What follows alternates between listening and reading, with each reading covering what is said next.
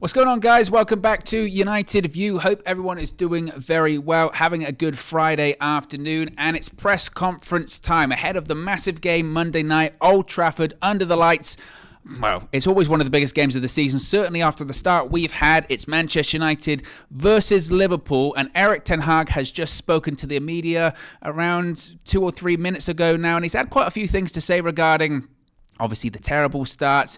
He was asked about Casemiro, the impending arrival seemingly of Casemiro. He was asked about Cristiano Ronaldo, his future, what's going on with him. Is he still going to be here when the transfer window closes? He was also asked about tactics, philosophy, mental fragility. He was asked about it all. So we're going to get into all of his quotes, answers, the questions posed to him, and everything that was posed to Erik ten Hag, the Manchester United manager. But before that, be sure to smash a like on the like button. Be sure to subscribe bottom right hand corner as well. You can also join the UV members club by clicking the link in the video description. It's also the pinned comment in the live chat as well. You get your badges, you get your emojis, you get your exclusive members only content such as UV Raw. We posted a trailer this morning during the transfer view with Marcel and myself. A great reaction to all of that. So you can get all of that fun by joining the members club as well. But let me know how everyone is doing in the chat too.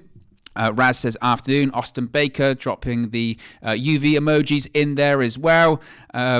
Leisha says, Owen, where you at? Oh, because we were a little bit late. Well, you know, it was one of those things, isn't it? The press conference ends and you got to get all the quotes ready. You've got to get everything ready because I want to deliver you everything within perfect context. So let's get straight into it. Let's get straight into the questions asked. Now, it was actually quite humorous, folks, because the first question asked to Erik ten Hag was by Simon Peach. Now, if you recall, a couple weeks ago, poor old Simon, he got the finger point from Erik ten Hag. He said, look, now I'm going to have to point. He was asked about Cristiano Ronaldo, and Erik ten Hag gave him a bit of a telling off. So I thought, I wonder what Simon's going to ask this time. But he asked about the reaction to last weekend. He asked about last weekend was difficult. Now you come into this huge game, Liverpool on Monday Night Football. The world will be watching. After these back-to-back defeats, what are you expecting? And what have you told your players? And this is what Erik ten Hag had to say, quote, I was definitely not happy. You can talk about football philosophy, but the basic stuff has to be good. Fighting attitude. I didn't see that from minute one. You have to bring it every game. And that was really the key thing here that Erik ten Hag said throughout the entire press conference. When he was asked maybe the more tactical side of things, talked about certain positions or maybe tweaking things for this Liverpool game. Are you going to change the way you play? Are you going to change your philosophy? He said, I can talk about philosophy all day, basically. But if you don't have the right attitude, if you don't have the right fighting spirit, it's null and void anyway.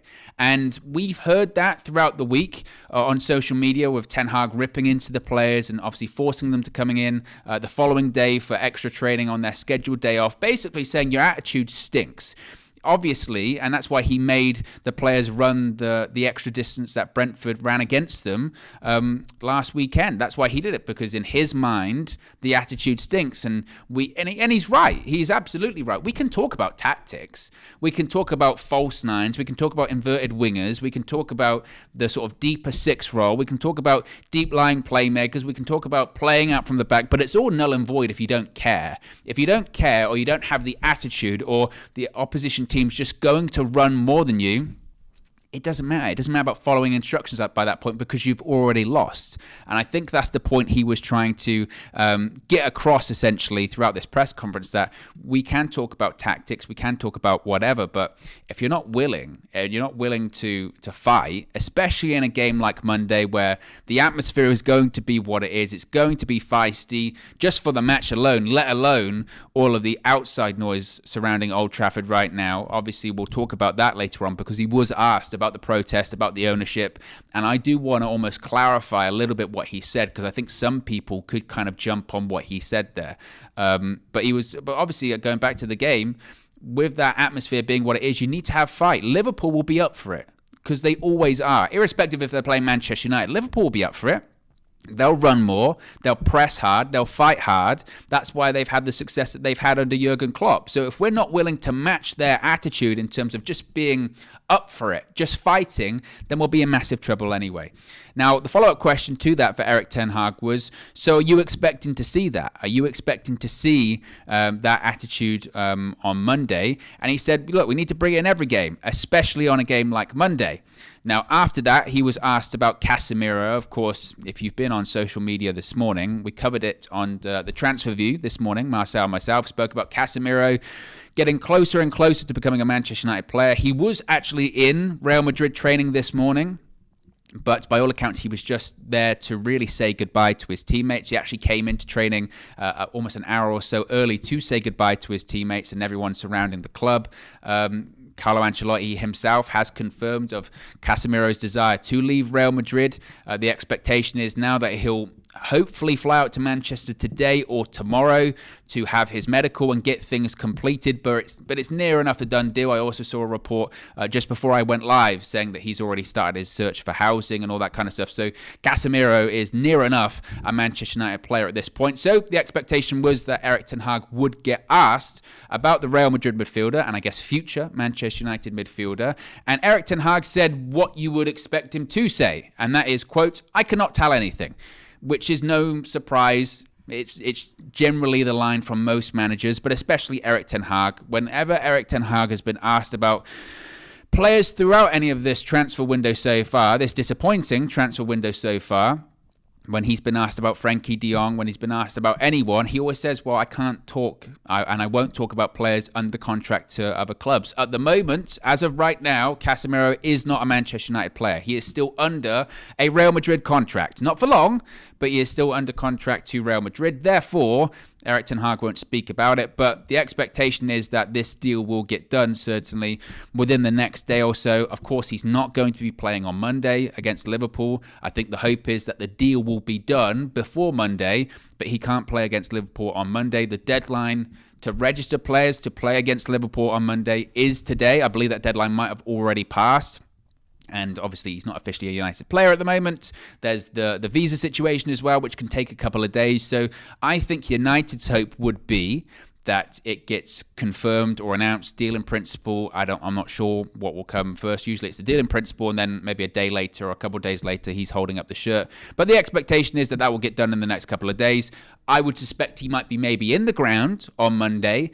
I don't know if we're going to get this presentation at half-time because depending on the scoreline, he might not want to come on the pitch. And maybe the crowd might not even be there to welcome him on the pitch, right, when it comes to these protests. So maybe before the game, but I would expect we have some kind of announcement possibly before then as well. Be sure to smash a like on the like button as well. Be sure to subscribe, bottom right-hand corner, as we move on to the next question, which was from Simon Stone. I'm not going to do my Simon Stone impression, which is the pained. I'm not going to. No, we're not going to do that one in this press conference video. But he asked, speaking of those protests, of course, this week, major news coming out about the Manchester United ownership. So Jim Ratcliffe has stated his desires to purchase Manchester United if the Glazers would be open to selling. There have been reports that the Glazers are having discussions about a minority ownership of Manchester United, trying to find some outside investment to provide funds for stadiums, training grounds, etc. There are reportedly other consortiums circling Manchester United. The feeling is there could be a change in ownership at Manchester United, and certainly for years and years, well, frankly, ever since the Glazers purchased the club in 2005, there have been mass protests, and those protests are getting bigger and bigger and gaining more traction. We know that a big one is planned for Monday, and it must be said, before I get into this question and quote, that as we spoke about this morning, irrespective of the signings, irrespective of if you're happy that we're signing Casemiro or we're still pursuing Anthony or Cody Gakpo or whoever it may be, don't let it distract you from the biggest issue at Manchester United, which of course is the ownership situation. And we will not be able to succeed, we will not be able to thrive as a football club until we have a change in ownership. So don't let it distract you.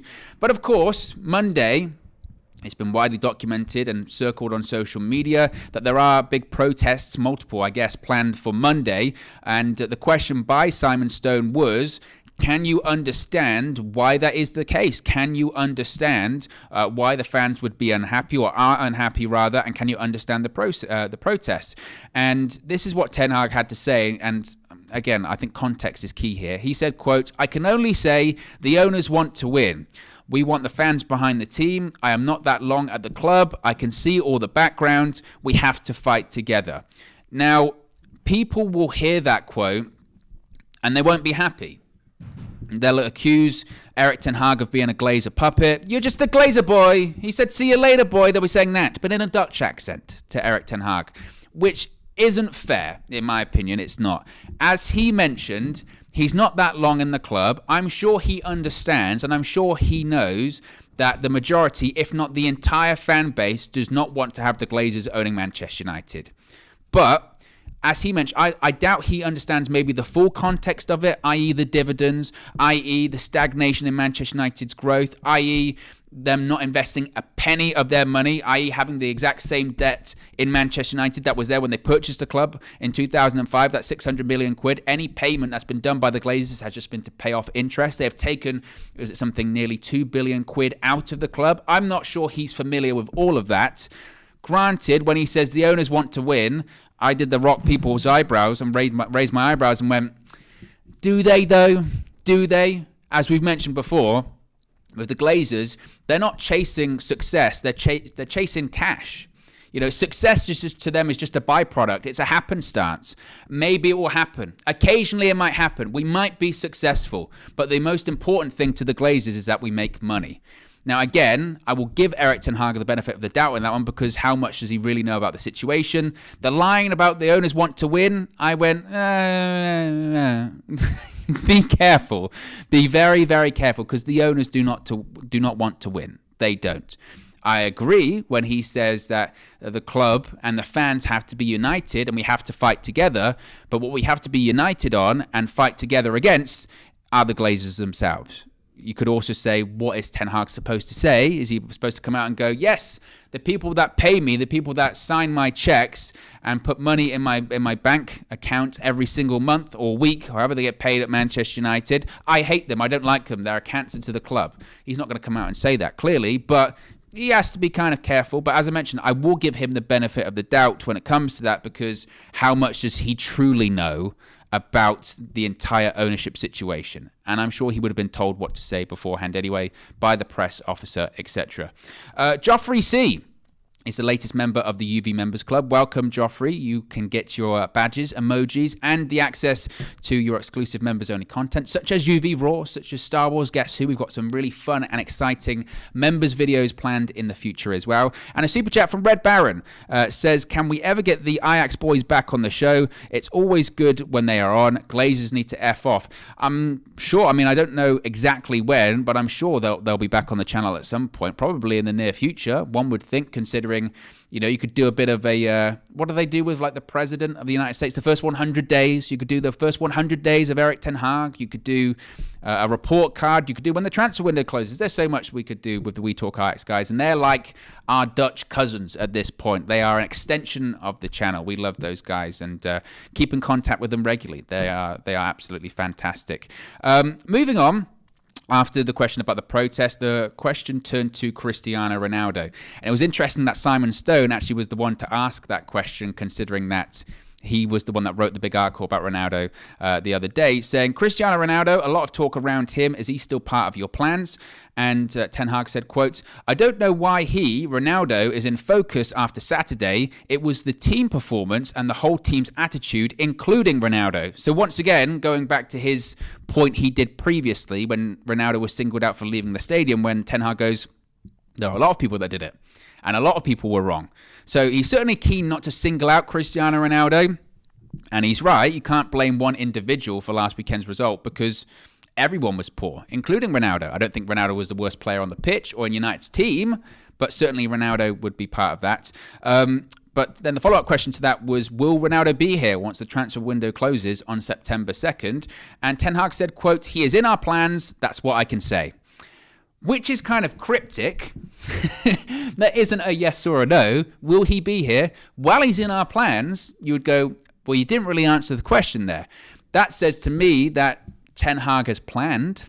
He was in the plans from the beginning. Whether that shifted or not, I don't know. He's currently saying he's still in the plans, but he's not going to commit whether or not Ronaldo is going to stay, which is certainly interesting as well.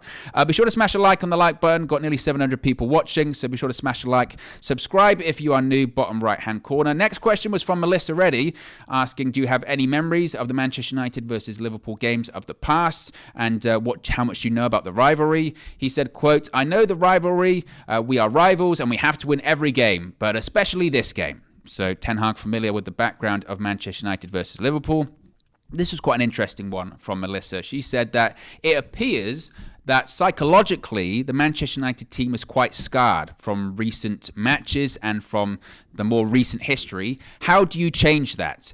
Ten Hag said, quote, it starts with yourself. Follow the rules and the principles and work hard. If you do that, you will get confidence. And it's fascinating that because that is near enough, not word for word, but it's essentially the same thing that Ralf Rangnick said when he was the interim Manchester United manager. Stick to the game plan. Stick to the plan. So many times, Ralf Rangnick would come out after games where we lost or we played badly, and the interviewer would say, Ralf, what happened? He would go, I don't know. They didn't stick to the plan. So essentially, what he's saying there, Ten Hag, is the same thing that Ralf was saying.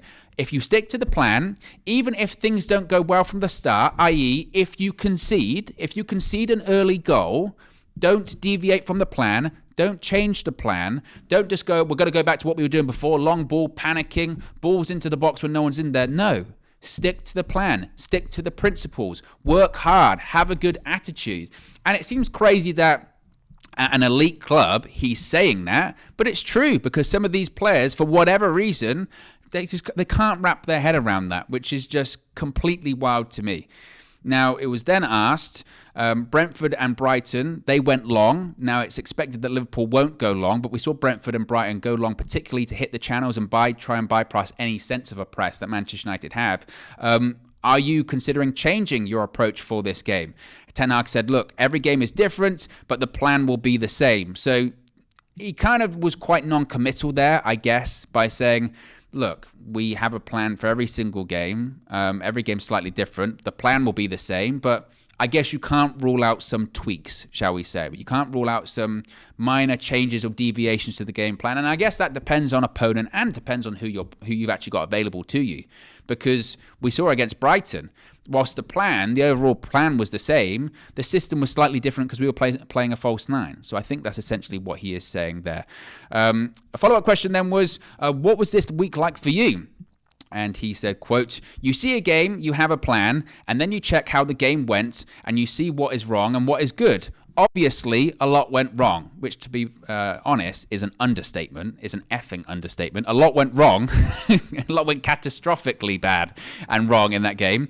But he said, obviously, a lot went wrong, but you don't have to talk about anything when the attitude is not right. So, once again, really doubling down on the attitude and the mentality of some of these United players. And I think that's what he's looking towards here, isn't he? He's looking towards fundamentals. He's looking towards fundamentals that the United players just weren't doing against Brentford.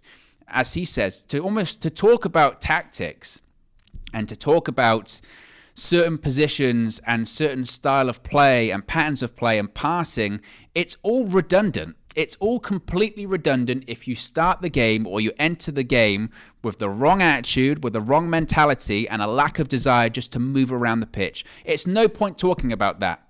That's like talking, calculus to a bunch of people that aren't even doing addition right. It's redundant. It's completely redundant at that point. Start off with the fundamentals, get those right, get the basics right, and then the rest will come. And that's essentially what he is saying. So as he points out, I can analyze a lot and I can look into a lot of different things. But if you're not prepared to run, then it's all pointless, essentially. Super chat from Red Baron says, Owen, you seem a lot more energetic these days ever since the ownership news happened. I can see a glint of hope in your eyes. It's the hopium. That's what it is. Occasionally, I get my fix of the hopium and I then get happy and get excited again. And I'm one of these fans that's incredibly cyclical as well. As we get closer and closer to game day, I get excited because guess what? Even when we're rubbish, I like watching my team play. Even though I go into these games, like the game on Monday, knowing full well the chances are we're going to lose. And the chances are, once again, we're going to get humiliated and embarrassed. I love supporting my team. I love watching my team. I love talking about my team. And as I get closer to the game day, I don't think you can ever really remove that excitement or those butterflies you get when it's just a couple of days away, especially a big game like Liverpool. Whilst the players might not be up for it, I am. And I know you guys are all up for it as well. You always are. The community here on United View is great, and just the Manchester United community in general is great. So maybe it's just I'm overdosing on the hopium. I don't know. Next question was, how do you deal with the 7 days after that match? And Ten Hag said, quote, I look back myself and analyze. I take notice of criticism. Criticism can be good, and I get good advice. I will take that, but some are not so good, and I put that to the side. So essentially, that was just, how do you react to a performance like that? And he said, I analyze, and I take on the criticism, and I ignore some others. One of those questions. This was quite an interesting question too.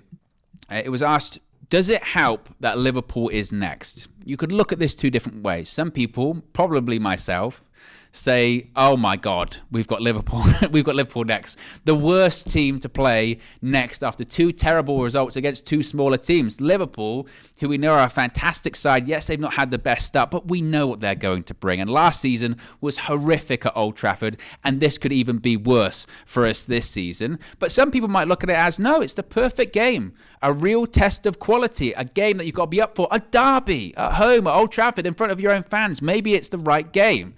Ten Hag said, quote, we work from game to game. We know what is going on when you play Liverpool, especially when you are Manchester United. So yeah, you have to be ready. So again, not really answering that question, it must be said, but essentially saying, well, we have to be ready. We go from game to game. And finally, the final question was, has it been difficult to motivate the players this week? Because again, it's a fair question, because if you're going to spend so long of the press conference and you're really going to double down on several occasions, talking about attitude, talking about mentality, talking about how players didn't run as much as the opposition, talking about all those different aspects, they're all tied intrinsically to motivation and the motivation of the players. And as a manager, can you motivate these players? And can the players motivate themselves? Do they have it within themselves to be motivated for any Premier League game, let alone a game against Liverpool under the lights at Old Trafford when the world is watching? Ten Hag said, quote, no, it's not difficult to motivate this team. They worked really good on the training pitch from the start of the season. And it must be said, I am so tired of hearing that about Manchester United players. And this isn't me going on at Erik Ten Hag. This isn't me having a go or turning the manager. Clearly, I back the manager. I support the manager. I believe Erik Ten Hag is the right guy for Manchester United. But if I hear another manager at Manchester United, whether it's Ole Gunnar Solskjaer, whether it's Ralf Rangnick, whether it's Erik Ten Hag, say they train really well, but I'd rather they train badly and they played well when it actually matters. And again, that goes back to the issue with this squad, with these players. They can train great when there's no pressure on, when the world isn't watching, when the pressure isn't on to win the game and get 3 points against quality opposition. But when the world is watching, when there are fans inside the stadium, because it's no coincidence that one of our better seasons in recent history came when nobody was watching actually live in person. And as soon as the fans come back, we crumble because they're weak. They're fragile, and it goes back to the mentality that Erik Ten Hag's talking about. So whilst they can be motivated on the training ground, whilst they perform great on the training ground, it's not translating to match day. And that is the concern. It never has. It never really has translated to match day, certainly in the more recent history over the last couple of years. So I'm tired. I am so tired of hearing about, they trained really well this week. So-and-so did well. How many times did Rangnick say it with Rashford? It's just about getting what he's doing on the training pitch onto the football pitch, because he's doing great in training. We hear it all the time. They're doing great in training. If we lose, say 4 or 5-0 against Liverpool, and then the next press conference we have to hear again, they've been training really well. Well, I don't even know if that's true, because there were reports coming out this week, whether you believe them or not, that they didn't train very well in the build-up to the Brentford game. And some of the staff members at Manchester United kind of felt like this was coming, especially after the Brighton result. So I don't want to hear that. I really don't want to hear any more about they're training really well. They've always trained really well, because now it's time to actually start playing well. Now it's actually time to start, winning games, maybe. Scoring goals. Our top goal scorer is an own goal. If we don't score against Liverpool, who's going to win the goal of the month? A Brighton player of an own goal is going to win our goal of the month. And I don't even know if we're going to score against Liverpool, it must be said. So I'm going to have to get my hopium back. I'm getting withdrawals already. Nevertheless, guys, be sure to smash a like on the like button. Be sure to subscribe, bottom right-hand corner. What else have we got coming up today? We've got the overview dropping at 6 p.m. You can join Matisse, representing Chelsea, and myself as we preview match day 3 in the Premier League 2. We've also got a preview coming out later this weekend, previewing, of course, the big game on Monday night. We've got your transfer views. As I mentioned, if you are a member of the UV Members Club, you can watch UV Raw. You can also catch up on the transfer view this morning. The tactical view, if you want to see before Monday what went wrong last week and possibly what we could do against Liverpool to maybe get something out of the game, you can watch the tactical view as well. It's live on the channel as we speak with Cam and Flex too. Big up Flex as well because he was on Sky Sports today, always representing UV and doing a fantastic job. But be sure to smash a like on the like button. Be sure to subscribe, bottom right-hand corner, and I'll speak with you again very soon. Peace.